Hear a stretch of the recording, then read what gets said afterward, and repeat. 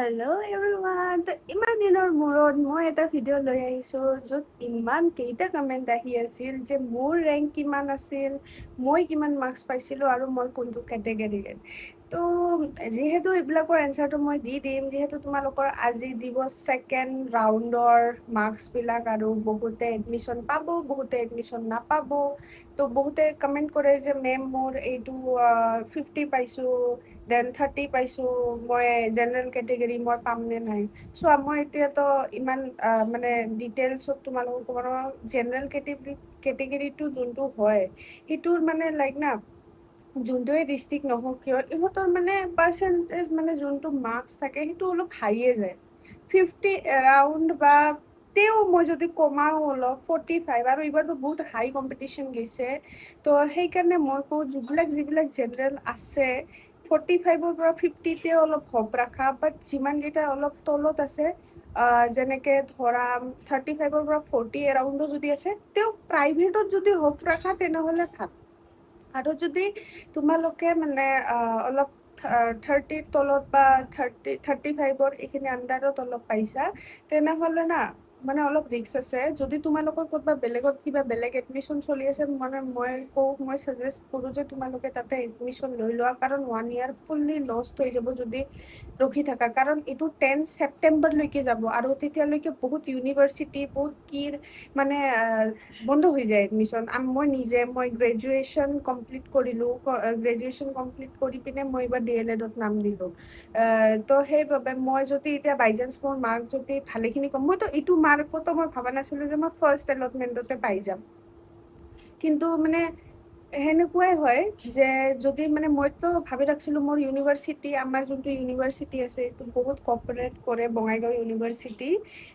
ইহঁতে অলৰেডি কৈয়ে দিছিল যে মানে স্পট এডমিশ্যন আই গেছ 15, আজি 14 না, কালি লাষ্ট স্পট এডমিশ্যন হৈ গৈছে। মোৰ প্ৰফেচাৰলৈকে কল কৰিছিল যে এডমিশ্যন ল'বা নেকি, দেন মইতো কৈ দিলোঁ যে মোৰতো এডমিশ্যন হৈ গ'ল ইপিনে DL Edত।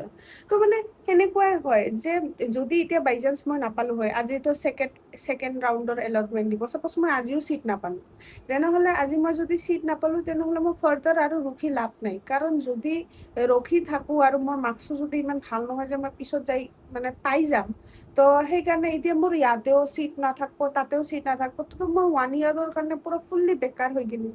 তো সেইকাৰণে মই কৈ আছোঁ, যোনে মানে ইয়াতে ছেকেণ্ড এলটমেণ্টত ছিট নোলায় আৰু মানে ভাবে যে মোৰ মাৰ্কছটো কম আছে, তেনেহ'লে মইতো ছাজেষ্ট কৰোঁ যে তোমালোকে য'ত পোৱা বেলেগত এডমিশ্যন লৈ লোৱা। কাৰণ নেক্সট ইয়াৰ এপ্লাই কৰি দিবা, নেক্সট ইয়াৰ ভালকে এক্সাম দিলে হ'ল। বহুতে এইবাৰ ফাৰ্ষ্ট টাইম এক্সাম, মই নিজে এইবাৰ ফাৰ্ষ্ট টাইম এক্সাম দিছোঁ, মই পেটাৰ্ণ গম পাইছোঁ। মই ভাবিয়ে ৰাখিছিলোঁ যে মই যদি এইবাৰ চিলেক্ট নহয় মই নেক্সট টাইম আৰু যাম, কাৰণ আৰু যাম। এইবাৰ মই পেটাৰ্ণটো গম পালোঁ ন, কেনেকুৱা টাইপৰ কুৱেশ্যন আহে, কেনেকুৱা হয় এক্সামৰ পেটাৰ্ণটো। তো সেইকাৰণে মই ভাবিছিলোঁ যে নেক্সট টাইম আৰু ভালকে দি দিম এইবাৰ চিলেক্ট নহ'লে। কিন্তু মই 1 yearৰ কাৰণে বেকাৰটো থাকিব নোৱাৰোঁ না। তো সেইকাৰণে সেইটোৱে হিচাপে কৈছোঁ। আৰু মোৰ ৰেংক আছিল ডিষ্ট্ৰিক্ট ৱাইজ 50 ৰেংকত আছিলোঁ মই, আৰু মোৰ মাৰ্কছ হয় 49, 49.00।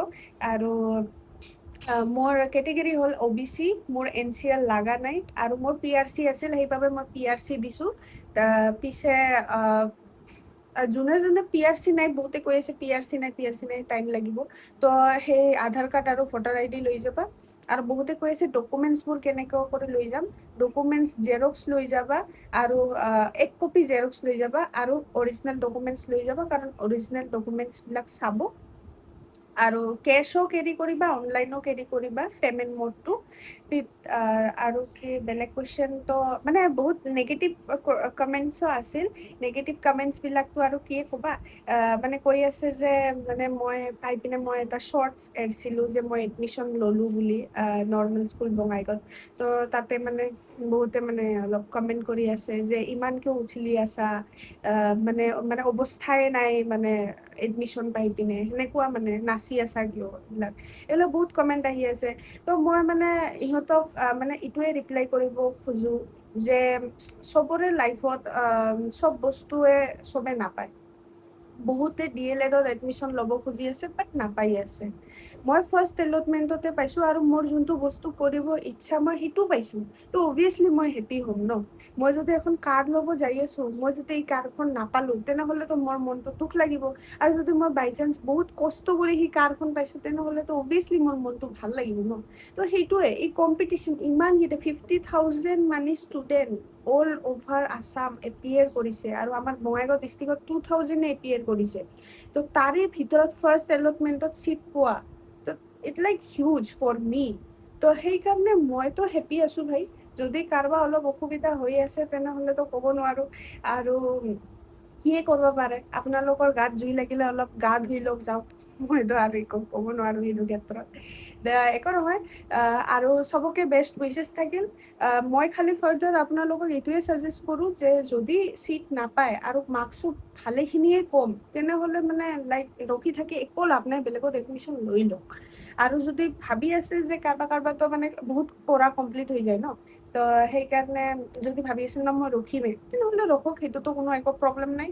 বাছ নিজৰ মানে কিটো মানে হচলাটো মানে লাইক ডাউন নকৰিব। চব ভাল হ'ব। নেক্সট ইয়েৰ লাগে আৰু ভালকে এক্সাম দিলে হয়। DLED এতিয়াতে খতম নহয়, নটিচ ওলাই থাকে যে খতম হ'ব বাট খতম নহ'বই, এইটো যে যিমান ফাৰ্দাৰ যাই থাকে। আৰু মই এইটো DLED জাৰ্নি ষ্টাৰ্ট কৰিছোঁ কাৰণ বহুতৰে বহুত কুৱেশ্যন থাকে DLED ৰিলেটেড, যে DLED কি হয়, DLED কৰিলে কি পায়, দেন মানে DLED কৰিলে পুৰা এই 2 ইয়াৰ্ছটোত মানে কি কৰিব লাগে। মই নিজে ইউটিউবত চাৰ্চ মাৰোঁ ন, একো ভিডিঅ' নাই, লিটাৰেলি একো ভিডিঅ' নাই, একো নাই। তো মই নিজেও নলেজ পোৱা নাই। তো সেইকাৰণে মই ভাবিলোঁ যে ময়ে খুলি আছোঁ এইটো, লাইক মানে মোৰ DLED জাৰ্নিত কি কি হ'ব, মই কি কি প্ৰজেক্ট পাম, মই কি কি ইণ্টাৰ্ণশ্বিপ পাম, মই A to Z চব দেখাবৰ কাৰণে চব কচিছ কৰিম। তো ভিডিঅ'টো অলপ লং হৈ গ'ল, একো নহয়। তো এইখিনিলৈকে থাকিল। টাটা।